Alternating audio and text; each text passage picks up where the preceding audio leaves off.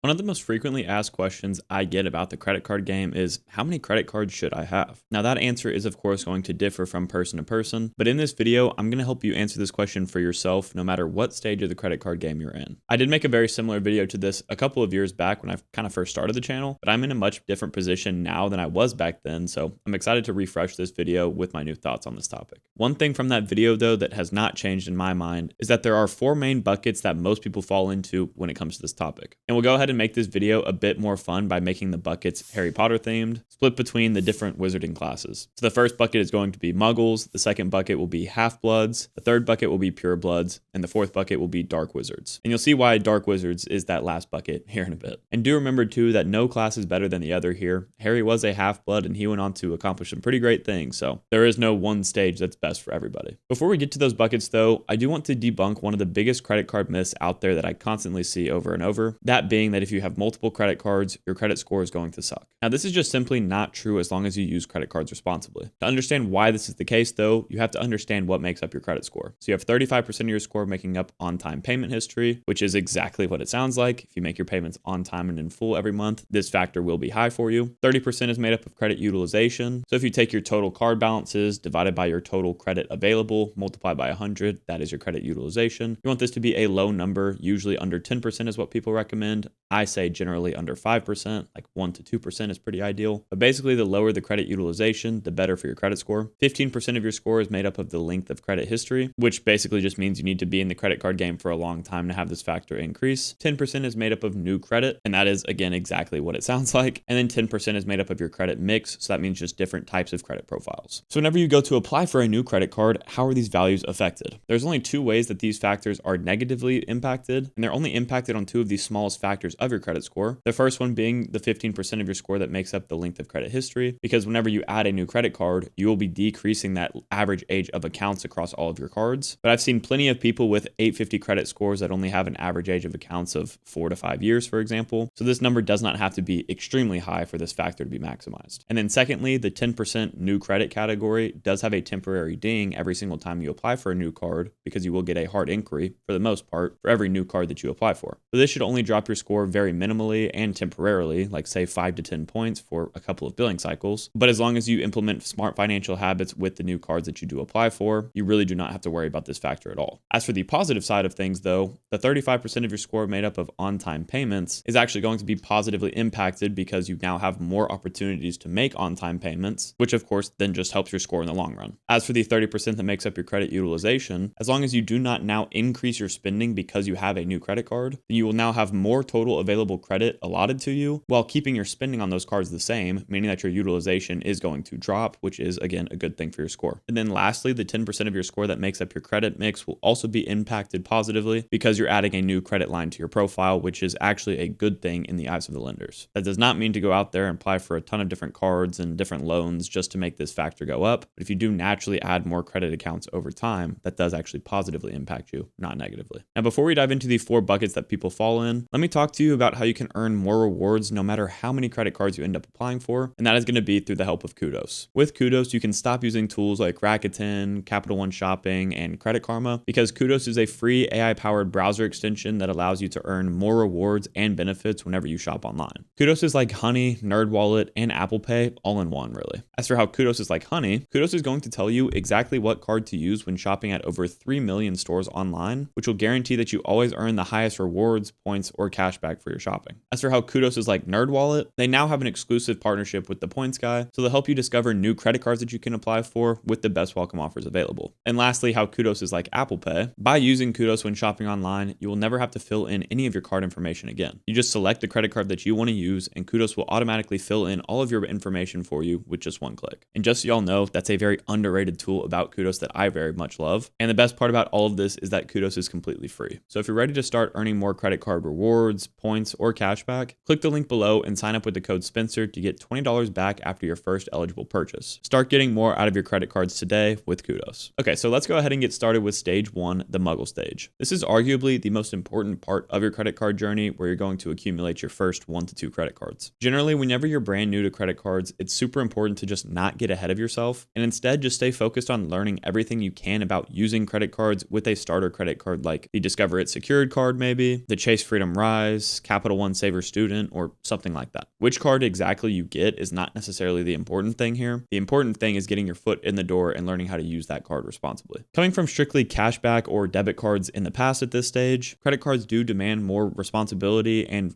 financial literacy overall. So I'd recommend just getting started with one credit card, use that thing for 6 to 12 months, make sure you're making your payments on time and in full and doing the very basic things to make sure your score does not go down. And then maybe you add a second credit card to your setup that you use for 3 to 6 months or so before you start considering adding more. An important thing here is to make sure that you're applying for cards in this stage that have no annual fee, because we're going to be wanting to keep this card open, or these two cards open, really for as long as possible to prop up our average age of accounts. And as it comes to how you should be using these credit cards, I'll tell you from firsthand experience that as soon as I got my first credit card, I never used a debit card again. The only time I ever use a debit card now is to pull out cash from an ATM. But other than that, everything goes on my credit card, with the understanding that I am still using my credit card as if it was a debit card. You never want to buy something on a credit card that you don't have money to pay off immediately. And although credit cards come with credit limits that may feel like you're having access to free money, I promise you that money is not free by any means. And even if you just make the minimum payment on your credit card bills, you're still going to be paying interest to the bank, which at 20 to 30% could eat away at your money very quickly. The only way to not pay any interest on your credit cards is to pay off your statement balance every single month by the payment due date. If you don't do this, even if you just make the minimum payments on your cards, you're automatically going to be losing the credit card game, and the rest of this video, the rest of my entire channel's content does not apply to you, because you need to be doing the important things first. I do understand that there are some unforeseen circumstances where you may have had to get into credit card debt for a second, and while we do our best to avoid this, if you do find yourself in that situation, focus very heavily on trying to pay those balances off, and maybe even utilizing some 0%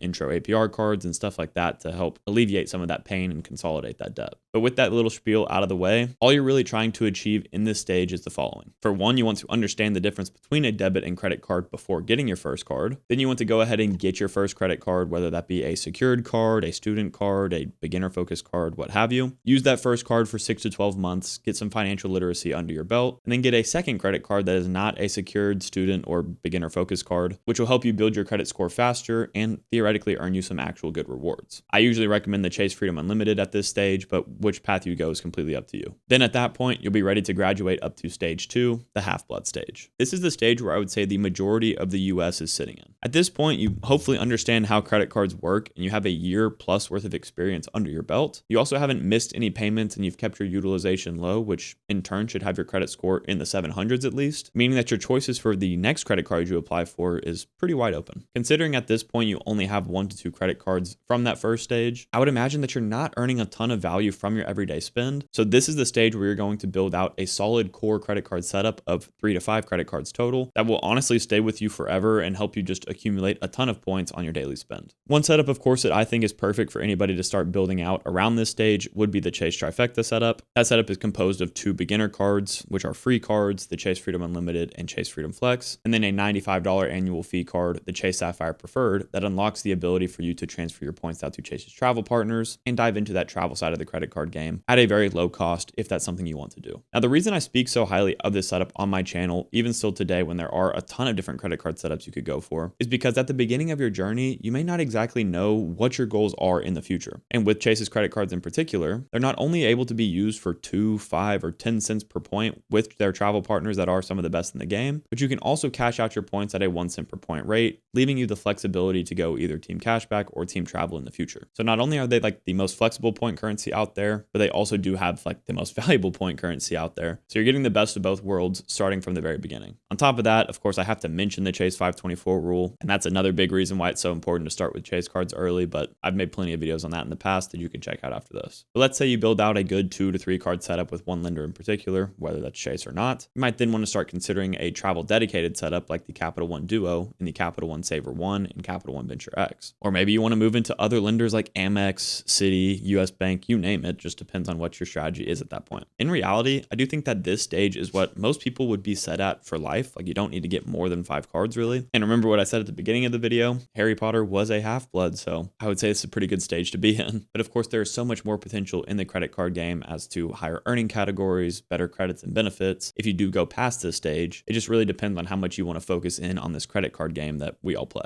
If you do get bit by the bug of the credit card game though, you're going to be the type of person that wants to move up to stage 4. But before you get there, In this stage 3, the Half-Blood stage, you're going to have built out a 3 to 5 credit card setup that aligns with your preferred redemption methods, transfer partners, and earning categories. And then you're going to want to start understanding how to use your points for maximum value depending on what lenders you got cards from. Once you have that understanding, I'm hoping that you're going to make your first few redemptions in this stage. And then at that point, you can graduate up to stage 3, the Pure Blood stage. So you've passed the Muggle and Half-Blood stages here, and now you're just completely bleeding points and miles, hence the Pure Blood name here. And in this stage specifically, I would say you're looking to hold about 6 to 10 credit cards. If you're at the point where you have more than 5 credit cards, you're definitely trying to maximize every single category that you spend in, even the pesky ones that your 3 to 5 credit card setup at this point just did not cover. For example, maybe you have dining, travel, and groceries covered really well with your first 5 cards, but you don't really have anything that covers gas, and maybe you want to add in like a city custom cash to cover that for you at 5x, or maybe you want to start earning some points for your rent, so you add the built MasterCard to give you 1x back on those purchases. And aside from just the earning categories, I would assume at this point that you've redeemed your points for a few trips, but you might be wanting to really start to travel in style with free nights, hotel status, airport lounge access, and stuff like that. To do that, in this stage, you're likely going to apply for your very first, or maybe second, luxury travel credit card. Those being cards like the Venture X, if you didn't add it in the previous stage, the Amex Platinum, Chase Sapphire Reserve, or on the hotel side, the fan favorite Hilton Aspire card, or maybe the Marriott Brilliant card. And one word of warning on these cards here, while they do offer you insane amounts of value, like the Amex Platinum touts that it can give you more than $1,500 worth of value every year by holding it, you really need to analyze if these types of credit cards make sense for you before applying for them. Don't get caught up in the glitz and the glam of these luxury credit cards without understanding what they actually provide for you, because being in this stage where you are adding these luxury type of credit cards, your annual fees are going to add up really quickly. Again, speaking from personal experience, this is exactly where my setup started to get really expensive, and you even start to have like overlapping benefits and earning categories and stuff like that where you need to take some time to understand which cards actually are necessities for you. But overall, I see this entire stage as building upon your core credit card setup by creating a benefit setup instead. So these might not even be cards that you're spending a ton on, but they will offer you some great credits and benefits that will help you to either travel in style like you want to do, or just help to better your life in some small way. So before graduating into the 4th stage of your credit card journey, you're going to have 6 to 10 credit cards that optimize every single one of your spending categories and give you the credits and benefits you need to make your life just that little bit better. At this point too, I'm going to expect you to be fully proficient in the points and miles game, and you're taking multiple trips per year on your points with your new luxury card or cards and your hotel or airline cards that you may have added at this point, all the while keeping tabs on your annual fees and making sure you're getting positive value from every one of the cards that you do add to your setup. And with that being done, you're now able to graduate to the final evolution of credit card users, the Dark Wizards. To me, once you're getting up in that double-digit credit card range, you've definitely gotten every single credit card that any normal person would need to use on a day-to-day basis. At this point, you are completely into it just for the game side of things, and you've stepped into the dark art side of credit card mastery, which isn't actually a bad thing, by the way. I'd say you have a choice in this stage whether or not you used your dark magic to your advantage, like Voldemort did, for example, and leave destruction in your wake, or you can harness that power in a responsible and beneficial way, like Dumbledore. This is the stage where you're going to be applying for cards strictly for the bonuses alone, really, and start to rack up a ton of points that you may not even know what to do with.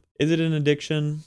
Maybe, but hey, if it's producing you an actual profit every year, I'd say it's a pretty good one. Of course, you cannot lose sight on this entire journey of using your credit cards responsibly, no matter how many you have, because again, the second that you slip up and you start paying credit card debt and you just are applying for cards that don't make sense for you, you may actually just be completely losing this game, and you will be on that Voldemort side of things here. But overall, this tier is reserved for those guys in my comments, I'm looking at you, Sean, that have a really high velocity of credit card applications and are kind of just pedal to the metal when it comes to credit card additions. And funny enough, it's kind of hard for me to even believe it sometimes. This is the tier that I find myself in with 15 credit cards to my name at this point. Let's be honest here though, we all know that we do not need this many credit cards, but we just love the game and we can't stop ourselves from getting more points and more value and traveling for free even more, which again, as long as you're doing this responsibly and in a beneficial way for people around you, I think that's a great thing. Being a dark wizard, the credit card world really is your oyster, and you can really start to open your mind up to getting cards from any lender that have a card that's offering a good welcome offer. Because at this point, you're a few years into your credit card journey, and you have, for one, started with a beginner-focused credit card. Secondly, you've learned how to use your credit cards responsibly responsibly over time. Third, you have a 3 to 5 core credit card setup that covers your biggest earning categories for you. Fourth, you have another 5 credit cards or so that are going to cover those pesky earning categories for you, and credits and benefits that'll help you to travel in more style with hotel status, free nights, airport lounge access, and more. And then fifth, you are now able to focus mainly on welcome offers to maximize your return on spend for every single dollar you spend, to boost your points earning past what you ever thought would have been possible at the very beginning of this journey. Now, one of the most important things about this stage, though, is that you need to be road mapping out your setups. In doing so, you're going to ensure that you don't lock yourself out of any lenders that you've really been wanting access to, or welcome offers that you may have been able to take advantage of if you were to have planned out accordingly. Every big lender has rules that will determine your welcome offer eligibility. I think of the Chase 524 rule, Amex pop-up jail, big rules like that. And I can tell you from firsthand, if you have a spray and pray approach like Voldemort would, for example, and don't take the time to do your research and plan accordingly like Dumbledore would, you are not going to like your outcome in the credit card game, and it will become a lot more frustrating than if you would have just taken the time to do this all, again, in a responsible manner. Personally, I'm currently sitting on a 15 credit card approval streak without ever have being put even in the in-review stage, and I'm convinced that all of that comes back to my credit card roadmaps and proper planning. And at this point, if you want to learn more about how often you should be applying for credit cards to have similar results to myself, be sure to go ahead and click into this video next. And as always, Odin and I both want to say thank you guys so much for watching this video. If you did enjoy it, please consider leaving a like and subscribing to the channel, and we'll catch you guys next time.